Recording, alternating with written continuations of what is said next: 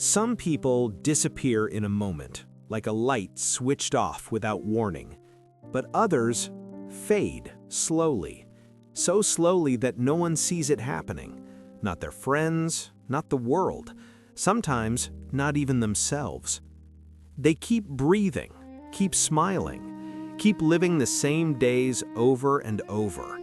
But inside, something is already gone. Not hope, not strength, themselves. Daniel Mercer was one of those people, a man who didn't die, but quietly erased himself from his own life. And the most dangerous part? He didn't even notice when it began. Daniel worked in an office where nothing ever happened. Gray walls, artificial light, quiet keyboards tapping like distant rain. People came and went, speaking about deadlines, meetings, numbers, but never about dreams, fears, or meaning. He did his job well, never late, never complained, never stood out. Invisible. At first, invisibility felt safe. No expectations, no judgment, no risk. But safety has a hidden cost. You stop living. Daniel lived alone in a small apartment that looked more like a waiting room than a home. No photos, no memories, no warmth, just objects placed where they were supposed to be, like a life assembled from instructions, not emotions. Every evening followed the same script. He returned home, heated simple food, sat by the window, watched other people living.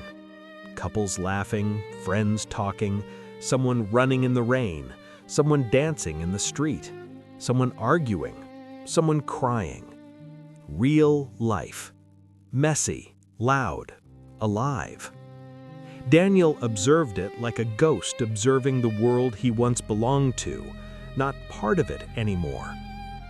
One night, something unusual happened. The power went out. The entire building fell into darkness. The hum of electricity vanished. Screens died. Lights disappeared. Silence filled the space like water filling a sinking ship.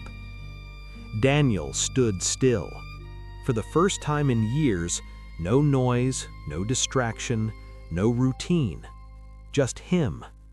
And in that silence, something surfaced. A memory. He was 12 years old again, running through a field under a burning sunset, laughing, free, fearless. His heart was loud, alive, unstoppable.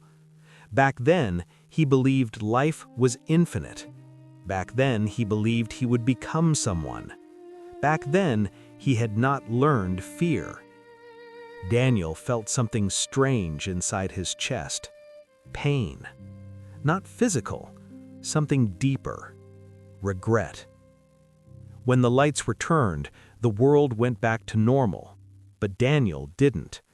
Because once you remember who you used to be, you can no longer fully accept who you became. Days passed, but something had changed. Daniel began noticing things he had ignored for years. How people avoided eye contact, how conversations were empty, how everyone pretended to live, but few actually did. And for the first time, Daniel asked himself a dangerous question. Is this really life? One evening, while walking home, he saw an old street musician playing a broken piano near the sidewalk. The melody was imperfect, raw, emotional, real. People passed by without stopping, but Daniel froze, because the man playing the piano looked peaceful, not successful, not rich, not admired, but alive. More alive than Daniel had felt in years. The musician noticed him and smiled. "Funny thing about life," the old man said, without stopping the music. "Most people wait for permission to live." Daniel frowned. "Permission?" The man nodded. "From society, from fear, from past mistakes, from invisible rules that don't exist." Daniel stayed silent. The melody changed, now softer, almost like a whisper. "You stopped living a long time ago, didn't you?" the musician said gently. Daniel felt something collapse inside him, because it was true. That night, Daniel couldn't sleep, not because of fear, but because of awakening. For years, he had erased himself slowly, choice by choice. He avoided risks to avoid failure. He avoided love to avoid pain. He avoided dreams to avoid disappointment. And without noticing, he avoided life. The next morning, Daniel did something unexpected. He called in sick, for the first time in years. Then he walked outside, not toward work, not toward routine, but toward nowhere in particular. Just walking, observing, breathing, living. The city felt different during the day, louder, warmer, realer. People rushing, cars honking, life unfolding in millions of small stories happening at once. Daniel felt uncomfortable, alive, but unfamiliar, like waking up in someone else's life. Days turned into weeks. Small changes began. He started speaking more, looking people in the eyes, saying what he actually thought. At first, it felt terrifying, then freeing. He tried things he once feared, a conversation with a stranger, a different path home, a forgotten hobby, music, writing, silence without distraction. None of it was extraordinary, but together they brought him back, piece by piece. Then came the real test, opportunity.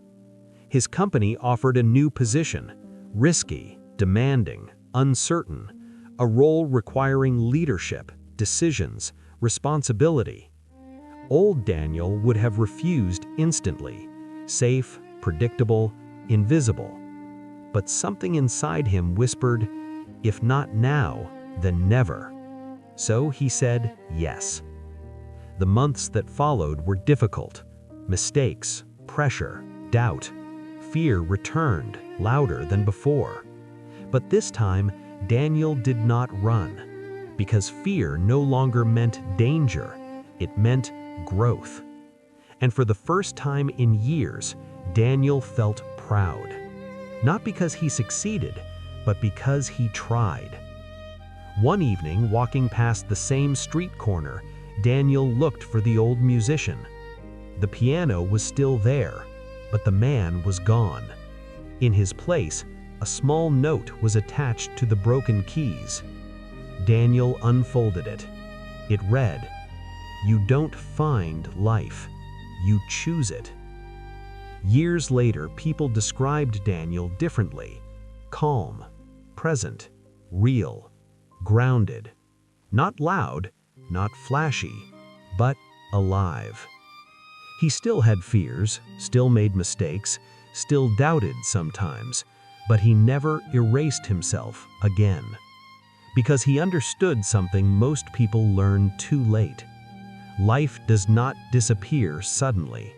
It fades each time you choose safety over truth, silence over voice, fear over courage, until one day you wake up and realize you were never truly living.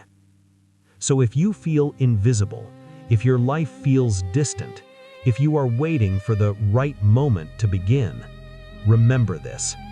No one is coming to give you permission. No one will rebuild the life you abandoned. And the most dangerous thing is not failure.